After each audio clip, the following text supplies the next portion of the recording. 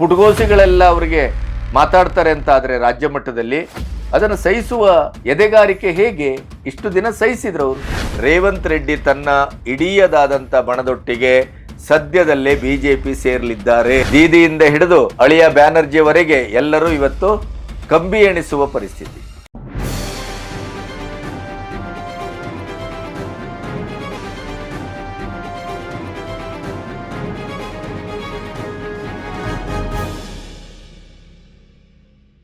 ನಮಸ್ತೆ, B Ganapati news ಚಾನೆಲ್ಗೆ ಸ್ವಾಗತ. ಕರ್ನಾಟಕದಲ್ಲಿ 3 ವರ್ಷದ ಸಾಧನಾ ಸಮಾವೇಶ ಆಯಿತು. ಅದರ ಬೆನ್ನಲ್ಲೇ DK ಶಿವಕುಮಾರ್ ಕೂಡ ಅತ್ಯಂತ ಕ್ರುದ್ಧರಾದಂಥ ವರದಿ ಬರ್ತಾ ಇದೆ. ತನ್ನ ಬೆನ್ನಿಗೆ ಇರುವ 60ಕ್ಕೂ ಹೆಚ್ಚು ಶಾಸಕರ ಒಟ್ಟಿಗೆ ತಾನು ಹೈಕಮಾಂಡ್ ಕರೆದಾಗ ಮಾತ್ರ ದೆಹಲಿಗೆ ಹೋಗ್ತೇನೆ, ನಾನು ದೆಹಲಿಗೆ ಹೋಗುವ ಪ್ರಶ್ನೆ ಇಲ್ಲ ಅನ್ನುವಂಥ ಒಂದು ಮಾತನ್ನ, ಮತ್ತು ಸಾಧನಾ ಸಮಾವೇಶದಲ್ಲಿ ಅವರು ಆಡಿದ ಒಟ್ಟು ಮಾತನ್ನ ಗುಣಾಕಾರ ಭಾಗಾಕಾರ ಮಾಡಿದರೆ ಅಲ್ಲಿ ಯಾರ್ಯಾರಿಗೆ ಏನೇನು ಸಾಂಕೇತಿಕವಾಗಿ ಮುಟ್ಟಿಸಬೇಕೋ ಅದನ್ನ ಮುಟ್ಟಿಸಿದ ಹಾಗೆ ಇತ್ತು, ಬಿಸಿ ತಟ್ಟಿಸಿದ ಹಾಗೆ ಇತ್ತು. ಈ ಮಧ್ಯೆ ಜಾರ್ಜ್ ಅವರ ಮನೆಯಲ್ಲಿ ಸಿದ್ದರಾಮಯ್ಯ, DK ಶಿವಕುಮಾರ್ ಮತ್ತು ಮಲ್ಲಿಕಾರ್ಜುನ್ ಖರ್ಗೆ ಅವರ ಸಮ್ಮುಖದಲ್ಲಿ ಮೀಟಿಂಗ್ ಆಗಿದೆ. ಆ ಮೀಟಿಂಗು ಒಂದು ನಿರ್ಣಾಯಕವಾದ ಮೀಟಿಂಗು, ಕ್ಲೈಮ್ಯಾಕ್ಸ್ ಮೀಟಿಂಗು ಅಂತಲೂ ಕರೆಯಲ್ಪಡ್ತಾ ಇದೆ. ಇನ್ನು ಕೇರಳದಲ್ಲಿ ಕೊನೆಗೂ ಅಲ್ಲಿಯ ಸತೀಶನ್ ಅವರನ್ನ ಪಕ್ಷ ತೊರೆಯಬಹುದು, ಇನ್ನೊಂದು ಸುವೇಂದು ಅಧಿಕಾರಿ ಆಗಬಹುದು, ಬಿಸ್ವಂತ್ ಶರ್ಮಾ ಆಗಬಹುದು. ಆದ್ದರಿಂದ ಕೊನೆಯ ಗಳಿಗೆಯಲ್ಲಿ ತನ್ನ ನಿಲುವನ್ನು ಬದಲಿಸಿ ಪ್ರಿಯಾಂಕಾ ವಾದ್ರಾ ಅವರ ನಿಲುವಿಗೆ ಬದ್ಧತೆಯನ್ನು ವ್ಯಕ್ತಪಡಿಸಿ ಸತೀಶನ್ ಅವರನ್ನೇ ಮುಖ್ಯಮಂತ್ರಿಯನ್ನಾಗಿ ಮಾಡಿದರೂ ಕೂಡ ಅಲ್ಲಿ ದಲಿತರಿಗೆ ಮತ್ತು ಹಿಂದುಳಿದ ವರ್ಗದವರಿಗೆ ಸಂಪುಟದಲ್ಲಿ ಪ್ರಾತಿನಿಧ್ಯವನ್ನು ಕೊಡಬೇಕು ಅನ್ನುವಂಥ AICC ಅಧ್ಯಕ್ಷ ಮಲ್ಲಿಕಾರ್ಜುನ್ ಖರ್ಗೆ ಅವರ ಮಾತನ್ನು ಸಾರಾಸಗಟಾಗಿ ತಿರಸ್ಕರಿಸಿದ್ದಷ್ಟೇ ಅಲ್ಲ, ಎದುರು ನಿಲ್ಲುವ ಕೆಲಸವನ್ನು ಮಾಡಿದೆ. ಇನ್ನು ತಮಿಳುನಾಡಲ್ಲಿ ವಿಜಯ್ ಯಾವಾಗ AIDMKದು ಸದಸ್ಯರು ಇವರ ಕಡೆ ವಾಲಿದ್ರು, ಅನಾಯಾಸವಾಗಿ ಅವರು ಅಲ್ಲಿ ತನ್ನ ಬೆಂಬಲವನ್ನು ವ್ಯಕ್ತಪಡಿಸಿದ್ರು, ವಿಶ್ವಾಸ ಮತವನ್ನು ಗೆದ್ದರು.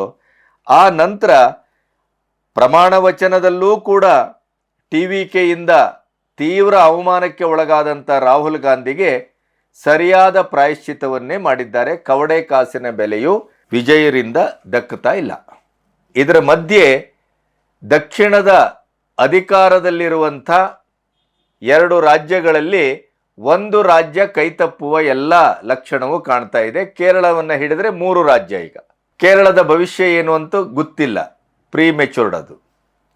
ಆದರೆ ದಕ್ಷಿಣದ ಇನ್ನೊಂದು ಬಹಳ ಮುಖ್ಯವಾದಂಥ ರಾಜ್ಯದ ಮುಖ್ಯಮಂತ್ರಿಗಳೇ BJPಗೆ ಬರ್ತಾರೆ ಅನ್ನುವಂಥ ಸುದ್ದಿ ಇವತ್ತು ರಾಷ್ಟ್ರ ರಾಜಕಾರಣದಲ್ಲಿ ಬಹಳ ದೊಡ್ಡ ಆಸ್ಫೋಟವನ್ನು ಸೃಷ್ಟಿ ಮಾಡಿದೆ. ಈ ಎಲ್ಲ ವಿವರಗಳನ್ನು ನಿಮ್ಮೊಟ್ಟಿಗೆ ಹಂಚ್ಕೋಬೇಕು. ಇಲ್ಲಿಯವರೆಗೆ ನನ್ನ ಚಾನಲನ್ನು ಸಬ್ಸ್ಕ್ರೈಬ್ ಮಾಡದೇ ಇದ್ದರೆ ಸಬ್ಸ್ಕ್ರೈಬ್ ಮಾಡಿ ಮತ್ತು ಸ್ವತಂತ್ರ ಪತ್ರಿಕೋದ್ಯಮಕ್ಕೆ ಬೆಂಗಾವಲಾಗಿ. ಜಾರ್ಜ್ ಅವರು ಕೇಂದ್ರಕ್ಕೆ, ಹೈಕಮಾಂಡಿಗೆ ಅತ್ಯಂತ ಆಪ್ತರು ಅನ್ನೋದು ಪ್ರತಿಯೊಬ್ಬರಿಗೂ ಗೊತ್ತಿರುವಂಥ ವಿಚಾರ. ಸೋನಿಯಾ ಗಾಂಧಿಗೆ ಪರಮಾಪ್ತರವರು.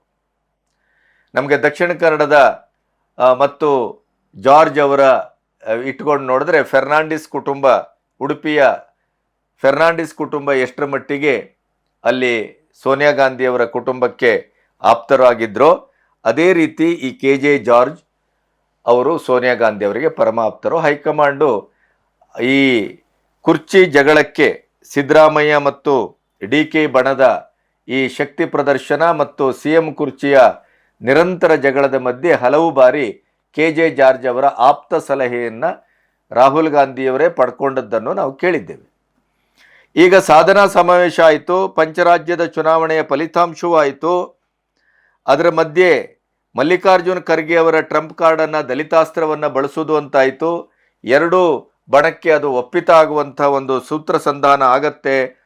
ಸ್ವತಃ ಖರ್ಗೆ ಅವರಿಗೂ ಕೊನೆಗೂ ಒಂದು ತನ್ನ ಜೀವನ ಸಂಧಿಯಲ್ಲಿ ತನ್ನ ಆಸೆ ಈಡೇರಿದ ಒಂದು ಸುಖಭಾಗ್ಯ ಲಭಿಸ್ತದೆ ಅಂತ ಅಂದ್ಕೊಂಡ್ರೆ ಅದಕ್ಕೆ ಸ್ವತಃ ಸೋನಿಯಾ ಗಾಂಧಿಯವರೇ ಭಾವನಾತ್ಮಕವಾಗಿ ನೀವು ನಮ್ಮನ್ನು ತೊರೆಯುವಾಗಿಲ್ಲ, ನೀವು ದೆಹಲಿಗೆ ಅಗತ್ಯ ಇದೆ, ನಿಮ್ಮ ಮಾರ್ಗದರ್ಶನ ರಾಹುಲ್ ಗಾಂಧಿ ಅವರಿಗೆ ತೀವ್ರವಾಗಿದೆ, ಬೇಕಾಗಿದೆ, ಆದ್ದರಿಂದ ನೀವು ರಾಜ್ಯ ರಾಜಕಾರಣಕ್ಕೆ ಹೋಗುವ ಪ್ರಶ್ನೆಯೇ ಇಲ್ಲ ಅನ್ನುವ ಮೂಲಕ ತಣ್ಣೀರನ್ನು ಎರಚಿದ್ದನ್ನು ಕಳೆದ ವಿಡಿಯೋದಲ್ಲಿ ಹೇಳಿದ್ದೇನೆ.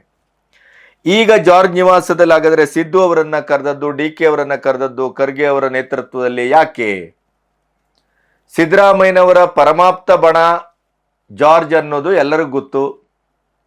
DK ಶಿವಕುಮಾರನ್ನ ಅವರು ಯಾವುದೇ ಕಾರಣಕ್ಕೂ ಸಮಜಾಯಿಷಿ ಮಾಡುವ ಪ್ರಶ್ನೆಯೇ ಇಲ್ಲ.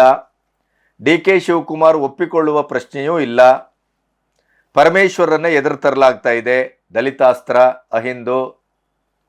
ಖರ್ಗೆಯವರಾಗದೇ ಇದ್ರೆ ಪರಮೇಶ್ವರರಾಗಲಿ ಅಂತ CM ಬಣದ ಒಂದು ತಥಾಕಚಿತವಾದಂಥ ನಿಲುವು.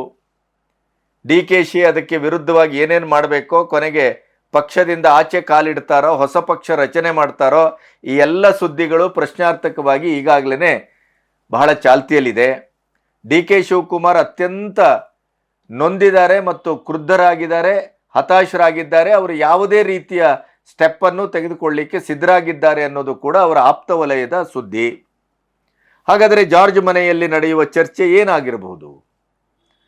ಸಿದ್ದರಾಮಯ್ಯನವರನ್ನ ಕುರ್ಚಿ ಬಿಡಲಿಕ್ಕೆ, ಒಪ್ಪಿಸಲಿಕ್ಕೆ, ಅದು ಒಂದು ಯಾವುದೇ ವಾದ ವಿವಾದ, ಪಕ್ಷಕ್ಕೆ ಹಾನಿ ಆಗದೇ ಇರುವಂಥ ಒಂದು ಸಂಧಾನ ಸರಿಯಾಗಿ ಆಗಬೇಕು ಅಂದರೆ ಅದಕ್ಕೆ ಜಾರ್ಜ್ ಸೂಕ್ತ ವ್ಯಕ್ತಿ ಅನ್ನೋದನ್ನು ಹೈಕಮಾಂಡು ತೀರ್ಮಾನಿಸಿದೆ. ಸಾಧನಾ ಸಮಾವೇಶದ ಹೊತ್ತಿನಲ್ಲೇ ಜಾರ್ಜ್ ಅವರ ಮನೆಯಲ್ಲಿ DK ಶಿವಕುಮಾರ್ ಮತ್ತು ಸಿದ್ದರಾಮಯ್ಯನವರನ್ನು ಕರೆದು ಖರ್ಗೆಯವರೇ ಅವರೊಟ್ಟಿಗೆ ಮಾತಾಡಿ ಅನ್ನುವಂಥ ಸಂದೇಶವು ಬಂದಿದೆ ಅನ್ನೋದು ಸುದ್ದಿಯಾಗಿತ್ತು. ಹಾಗಾದರೆ ಜಾರ್ಜ್ ಅವರ ಮನೆಯಲ್ಲಿ ಬಹುಶಃ ಒಂದು ಪರಮೇಶ್ವರ್ ಮುಖ್ಯಮಂತ್ರಿ ಆಗುವಂಥ ಒಂದು ಸಂದರ್ಭವನ್ನು DK ಶಿವಕುಮಾರ್ಗೆ ಮನವರಿಕೆ ಮಾಡಿಕೊಟ್ಟು 28ಕ್ಕೆ ನೀವು ಮುಖ್ಯಮಂತ್ರಿ ಒಂದು ಸ್ಥಾನಕ್ಕೆ ಬರ್ತೀರಿ. ಈಗ ಈ ಮಧ್ಯಂತರದಲ್ಲಿ ಸಿದ್ದರಾಮಯ್ಯನವರ ಬಣ, ದಲಿತ ಶಾಸಕರು, ಹಿಂದುಳಿದವರು, ಅಹಿಂದ ಬಣ ಇವೆಲ್ಲರನ್ನ ನಾವು ಸರಿಪಡಿಸ್ಕೊಂಡು ಹೋಗಬೇಕು ಅಂತಂದರೆ ಪರಮೇಶ್ವರ್ ಅವರನ್ನು ನಾವು ಮುಖ್ಯಮಂತ್ರಿ ಮಾಡಬಹುದು, ಅದಕ್ಕೆ ನೀವು ಒಪ್ಪಬೇಕು ಅನ್ನುವಂಥ ಒಂದು ಮಾತನ್ನು ಹೇಳಲಿಕ್ಕೆ ಆ ಮೀಟಿಂಗ್ ಕರೆದಿರಬಹುದೇ ಅಂತಂದರೆ ಜಾರ್ಜ್ ಅವರೆಲ್ಲ ಯಾರೇ ಹೇಳಿದರೂ ಕೇಳುವ ಸ್ಥಿತಿಯಲ್ಲಿ DK ಶಿವಕುಮಾರ್ ಇಲ್ಲ. ಇನ್ನು ಸಿದ್ದರಾಮಯ್ಯನವರನ್ನು ಒಪ್ಪಿಸಿ DK ಶಿವಕುಮಾರ್ ಮುಖ್ಯಮಂತ್ರಿ ಮಾಡುವಂಥ ಒಂದು ಅಖಾಡ ಈಗ ಜಾರ್ಜ್ ಮನೆಯಲ್ಲಿ ರೆಡಿ ಆಗ್ತಾ ಇದೆಯಾ? ಈ ಪ್ರಶ್ನೆ ಬಹಳ ಮುಖ್ಯವಾಗಿ ಕಾಡ್ತಾ ಇದೆ. ರಾಜಕೀಯ ವಿಶ್ಲೇಷಕರು ಕೂಡ ಇದೇ ಪ್ರಶ್ನೆಗೆ ಹೆಚ್ಚು ಒತ್ತು ಕೊಟ್ಟು ಮಾತಾಡ್ತಾ ಇದ್ದಾರೆ. ಜಾರ್ಜ್ ಅವರು ಹೇಳಿದರೆ ಮಾತ್ರ ಸಿದ್ದು ಅವರು ಕೇಳ್ತಾರೆ. ಸಿದ್ದರಾಮಯ್ಯನವರನ್ನ ಏನಾದರೂ ಮೂಗುದಾರ ಹಾಕೋದು, ಅವರನ್ನು ಶಾಂತ ಮಾಡೋದು, ಆ ಮೂಲಕ ಸಿದ್ದರಾಮಯ್ಯನವರ ಬಣವನ್ನು ಕಾಂಗ್ರೆಸ್ಸಿನೊಳಗೆ ಯಾವುದೇ ಅತಿರೇಕಕ್ಕೆ ಹೋಗದೇ ಇದ್ದ ಹಾಗೆ ತಡೆಯುವ ಒಂದು ಪರಿಕ್ರಮ ಇದ್ದರೆ ಅದು ಜಾರ್ಜ್ ಅವರಿಂದ ಮಾತ್ರ ಸಾಧ್ಯ. ಸಿದ್ದರಾಮಯ್ಯನವರು ಜಾರ್ಜ್ ಅವರ ಮಾತನ್ನು ಕೇಳ್ತಾರೆ. ಯಾಕೆ ಅಂತಂದರೆ ರಾಜಕೀಯವಾಗಿ ಸಿದ್ದರಾಮಯ್ಯನವರ ಪರಮಾಪ್ತ ಬಣದ ಪ್ರಥಮ ಸದಸ್ಯರು ಜಾರ್ಜು. ಅದರ ಜೊತೆಗೆ KJ ಜಾರ್ಜು ಮತ್ತು ಸಿದ್ದರಾಮಯ್ಯನವರ ಆಂತರಿಕವಾಗಿ ವ್ಯಾವಹಾರಿಕ ಸಂಬಂಧವೂ ಇದೆ ಅನ್ನೋದೇನು ಗುಟ್ಟಾಗಿ ಉಳಿದಿಲ್ಲ. ಹಾಗಾಗಿ ಜಾರ್ಜ್ ಅವರನ್ನು ಮಧ್ಯದಲ್ಲಿ ಇಟ್ಟು ಖರ್ಗೆಯವರನ್ನ ನೇತೃತ್ವದಲ್ಲಿ DK ಶಿವಕುಮಾರ್ಗೆ ಪಟ್ಟ ಕಟ್ಟುವಂಥ ಸಂದರ್ಭ, ಅದರ ಅನಿವಾರ್ಯತೆ, ಇನ್ನೂ ಅದು ನಾವು ಇದನ್ನು ಎಳೆದಾಟ ಮಾಡಿದರೆ DK ಹೊರಗೆ ಹೋದರೆ ಮುಂದೇನು ಕಥೆ ಅನ್ನುವ ಪ್ರಶ್ನೆಯೂ ಕಾಡ್ತಾ ಇರಬಹುದು. ಈಗಾಗಲೇ ಮುಸ್ಲಿಮರ ವೋಟ್ ಬ್ಯಾಂಕು 10 ಕಂಡೀಷನನ್ನು ತಕ್ಷಣ ನೀವು ಪೂರೈಸಿ, ಇಲ್ಲದೇ ಇದ್ದರೆ ನಾವು ನಿಮ್ಮೊಟ್ಟಿಗಿಲ್ಲ ಅನ್ನುವಂಥ ಸಂದೇಶವನ್ನು ಕೊಟ್ಟಾಗಿದೆ. ಇನ್ನು ಹಿಂದೂಗಳನ್ನು ಎಷ್ಟರ ಮಟ್ಟಿಗೆ ವಿರೋಧ ಹಾಕ್ಕೊಂಡಿದ್ದಾರೆ ಅಂತಂದರೆ ಅದು ಸಂಪೂರ್ಣವಾಗಿ ಈ ಬರುವ ಚುನಾವಣೆಯಲ್ಲಿ ಮತಕ್ರೋಢೀಕರಣ ಆಗಿ ಅವರಿಗೆ ಈಗ ಬಂಗಾಲದಲ್ಲಿ ಏನಾಯಿತೋ ಅದು ಆಗತ್ತೆ ಅನ್ನೋದು ಶತಸಿದ್ಧ. DK ಶಿವಕುಮಾರ್ ಇಂಥ ಒಂದು ತನು ಮನ ಧನ, ಅವರು ಇಡೀ 134 ಸೀಟು ಬಂದಾಗ ಒಂದು ವಿಡಿಯೋ ವೈರಲ್ ಆಗ್ತಾ ಇದೆ. ಆ ಗೆದ್ದ ಸಂದರ್ಭದಲ್ಲಿ ತಿಹಾರ್ ಜೈಲಿನಲ್ಲಿ ನಾನಿದ್ದಾಗ ಸೋನಿಯಾ ಗಾಂಧಿ ಅವರು ನನಗೆ ಬಂದು ಮಾತಾಡಿಸಿದ್ದನ್ನು ಮತ್ತು ಜನ ಇವತ್ತು ಅದಕ್ಕೆ ಪ್ರತಿಕ್ರಿಯಾತ್ಮಕವಾಗಿ ಇಷ್ಟು ಸೀಟುಗಳ ಮೂಲಕ ನನಗೆ ಕೊಟ್ಟಂಥ ಒಂದು ಪ್ರಚಂಡ ವಿಜಯ, ಅದನ್ನು ಹೇಳ್ತಾ ಹೇಳ್ತಾ ಭಾವುಕರಾಗಿ ಮಗುವಿನಾಗಿ ಹತ್ತಿದ್ರು. ಅಂಥ ಒಂದು ಹೆಗಲ ಮೇಲೆ ಹೊತ್ತು ಪಾತಾಳದಲ್ಲಿದ್ದಂಥ ಕಾಂಗ್ರೆಸ್ಸನ್ನು ಬಿಜೆಪಿಯ ವಿರುದ್ಧವಾಗಿ ಕೇಂದ್ರ ಸರ್ಕಾರದಲ್ಲಿ ಮೋದಿಯವರ ಅತ್ಯಂತ ಪ್ರಭಾವ ಇದ್ದಾಗಲೂ ಕೂಡ ರಾಜ್ಯ ಸರ್ಕಾರದ ಬಿಜೆಪಿಯ ಧೂರ್ತತನ ಮತ್ತು ಷಂಡತನಕ್ಕೆ ಪ್ರತಿಯಾಗಿ ಪೇ ಸಿ ಎಂ ಇತ್ಯಾದಿ ಇತ್ಯಾದಿ 40% ಈ ಎಲ್ಲ ಮತ್ತೆ ಕಾಲ್ನಡಿಗೆ ಇವೆಲ್ಲವನ್ನ ಏಕಕಾಲದಲ್ಲಿ ಮಾಡುವ ಮೂಲಕ ಕಾಂಗ್ರೆಸ್ಸಿಗೆ ಪ್ರಚಂಡ ವಿಜಯವನ್ನು ತಂದರು. ಆ ತಂದದ್ದಕ್ಕೆ ಅವರಿಗೆ ಸಿಕ್ಕಿದ್ದೇನು ಅಂತಂದ್ರೆ ಒಂದು ಉಪಮುಖ್ಯಮಂತ್ರಿ ಸ್ಥಾನ ಮತ್ತು KPCC ಅಧ್ಯಕ್ಷ ಸ್ಥಾನ ಮುಂದುವರಿಯುವಿಕೆ. ಅಷ್ಟು ಬಿಟ್ಟರೆ ಅವರ ಪರಮೋಚ್ಚ ಕನಸು ಏನು CM ಕನಸಾಗಿತ್ತು ಅದು ಈಡೇರಲೇ ಇಲ್ಲ.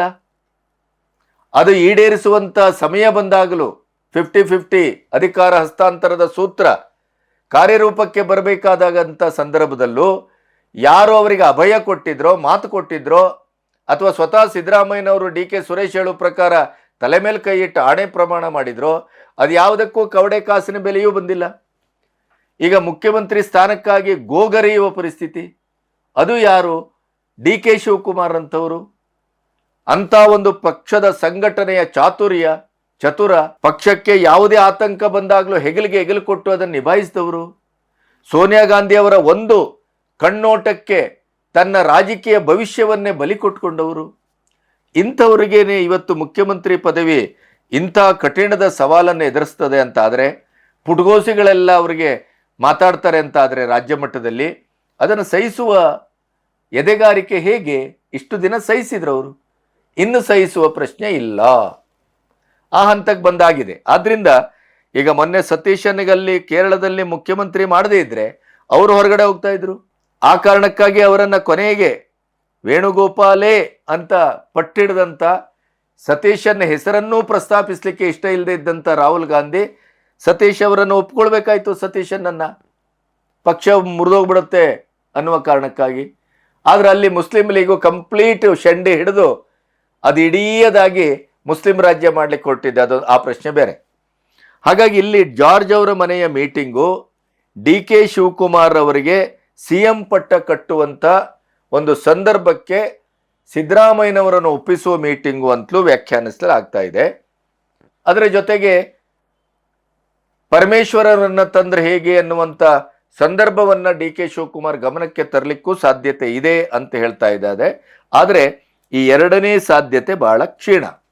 ಹಾಗಾಗಿ DK ಶಿವಕುಮಾರ್ ಅವರ CM ಕುರ್ಚಿಯ ಕನಸು ಮತ್ತೊಮ್ಮೆ ಚಿಗುರಿದೆ. ಅದಕ್ಕೆ ಕಾರಣ ಇನ್ನೊಂದು ಇದೆ. ಈಗಾಗಲೇ ಬಹಳ ಗಡಸಾಗಿ ಸುದ್ದಿ ಆಗ್ತಾ ಇರುವಂಥದ್ದು ರೇವಂತ್ ರೆಡ್ಡಿ ತೆಲಂಗಾಣದ ಮುಖ್ಯಮಂತ್ರಿ ಮೇಲಿಂದ ಮೇಲೆ ಗುಜರಾತ್ ಮಾಡೆಲ್ ಅಂತ ಹೇಳ್ತಾ ಗುಜರಾತ್ನಲ್ಲಿ ಮೋದಿಯವರು ಮಾಡಿದಂಥ ಅದ್ಭುತ ಕೆಲಸವನ್ನು ಸಿಕ್ಕಾಪಟ್ಟೆ ಹೊಗಳ್ತಾ ಇದ್ದಾರೆ.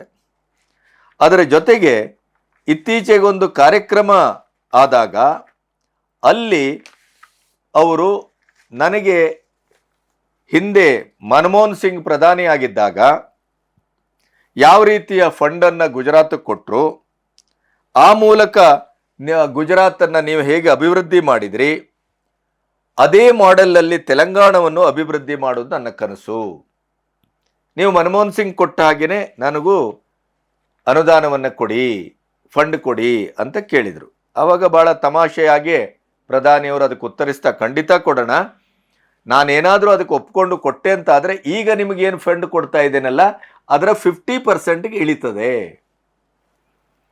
ಜೊತೆಗೆ ಇವತ್ತು ಪೊಲಿಟಿಕ್ಸು ಅಥವಾ ಇತ್ಯಾದಿ ಅಲ್ಲದೇನೆ ಕ್ಯಾಜುವಲ್ ಆಗಿ ಮಾತಾಡೋದಿದ್ರೆ ನಿಮ್ಮ ಕನಸು ಈಡೇರಬೇಕು ಅಂತ ಆದರೆ ಅಲ್ಲಿ ಇಲ್ಲಿ ಎಲ್ಲೆಲ್ಲೋ ಪ್ರಯಾಣ ಮಾಡುವ ದಾರಿಯನ್ನು ಯಾಕೆ ಆಯ್ಕೆ ಮಾಡ್ಕೊಳ್ತೀರಿ, ನನ್ನೊಟ್ಟಿಗೆ ಬಂದ್ಬಿಡಿ ಅಂತಂತ ಮಾತನ್ನು ಆಡಿದರು. ಅದಕ್ಕೆ ಈಗ ರೆಕ್ಕೆ ಪುಕ್ಕ ಬಂದಿದೆ.